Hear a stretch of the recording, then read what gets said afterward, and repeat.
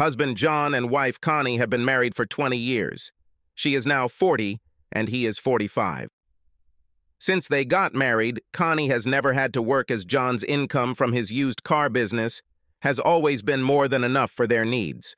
John is a talented negotiator. He rarely fails to negotiate a good deal. His wife was always in charge of their home and maintained a very comfortable and pleasant atmosphere in it. They never had children, but they didn't worry about it. He is happy with his wife and their monogamous lifestyle, and always thought that she was also happy with the status quo. He had always thought that their sex life, while not as active as it had been in the early years of their marriage, was in good shape.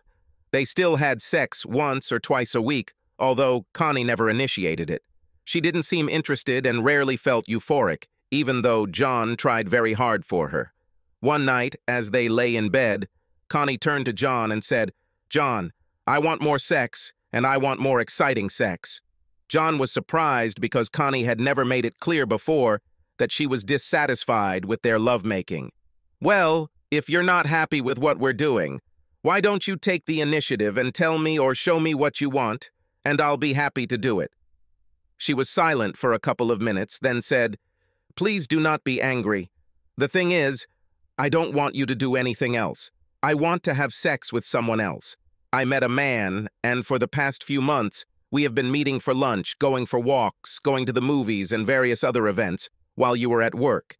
He is a very good person. He is in love with me, and I think I love him. He wants me to come live with him and eventually marry him." John resisted the urge to yell at her.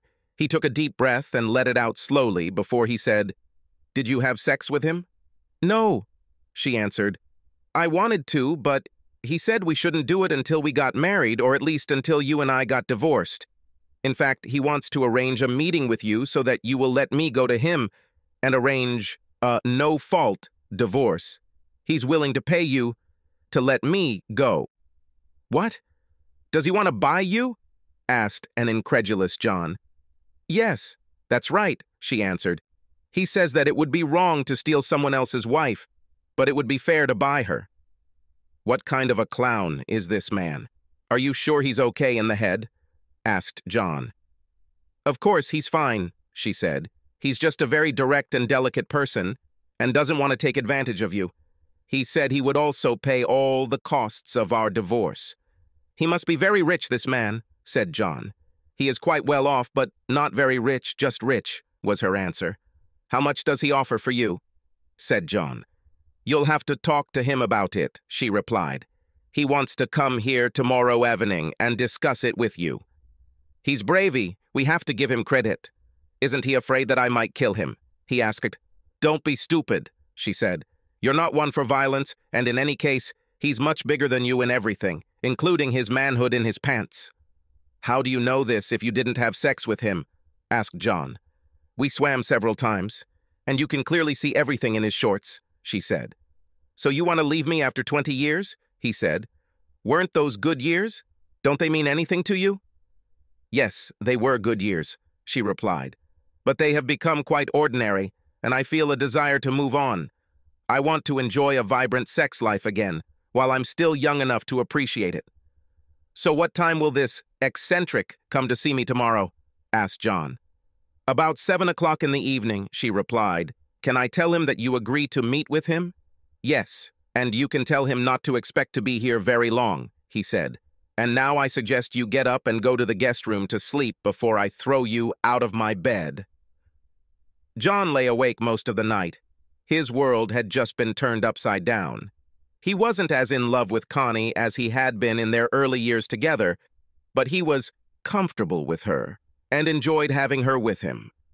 From what she said, he realized that she would still leave him, regardless of whether he agreed to her boyfriend's strange proposal or not. Then she will leave, live with him, and have her more exciting sex. Finally, John decided that if he were to lose her, he might as well get the best deal possible. After all, he was a used car salesman, and a very successful one at that. He will make sure you get a good deal.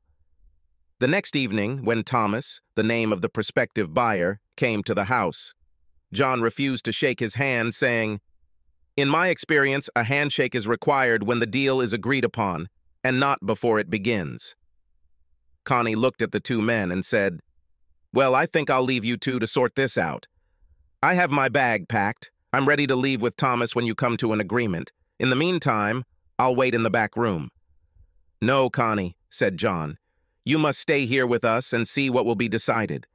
You are fully involved in this matter that will decide what your future will be, but I cannot allow you to take any part in the discussion, so please remain silent throughout the negotiations."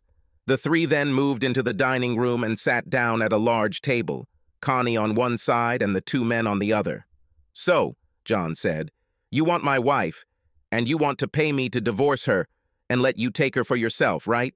"Yes, that's exactly right," Thomas said. "That's what Connie and I want, although I should add that Connie told me she was ready to just leave you and come live with me. However, I would be uncomfortable, as I don't think it would be fair to you, and I want her to come to me legally. I am confident that we can come to a fair agreement on how much you are willing to release Connie for, so I would like to offer you $100,000. Said John. "I think this is a ridiculous proposal. So that's all you think my wife is worth, is it?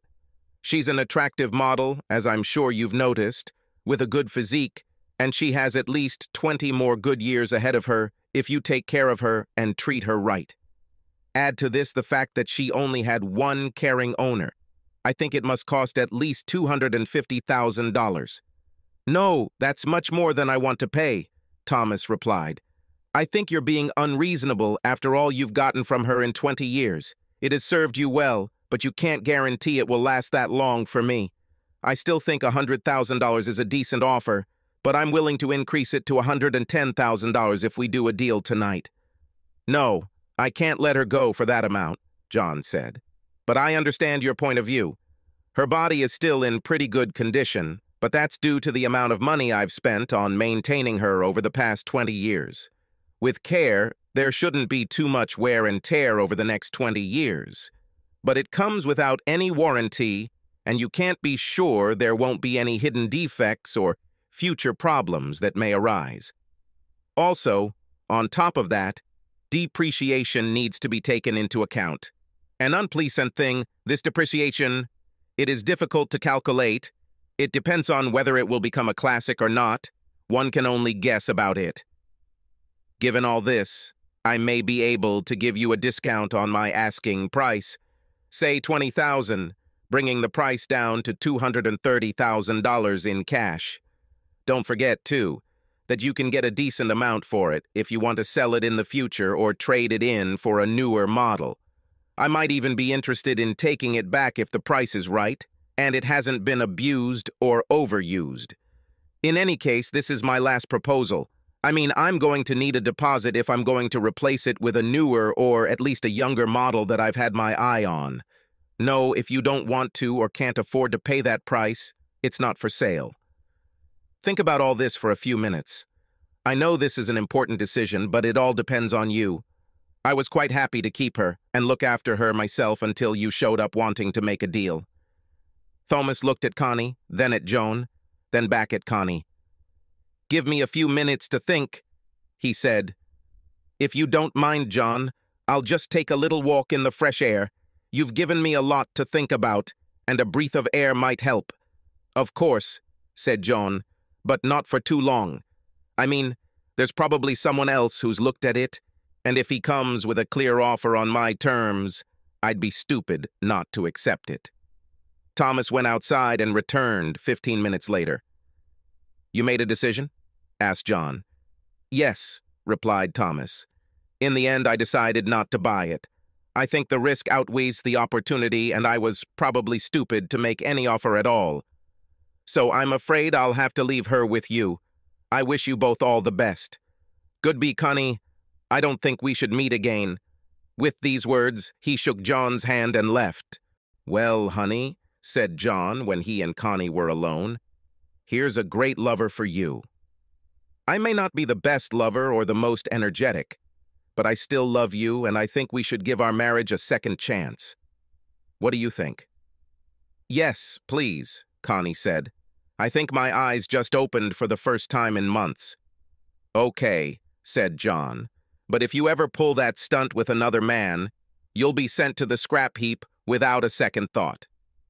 Now, go to bed and get ready for me. I think I have something to prove.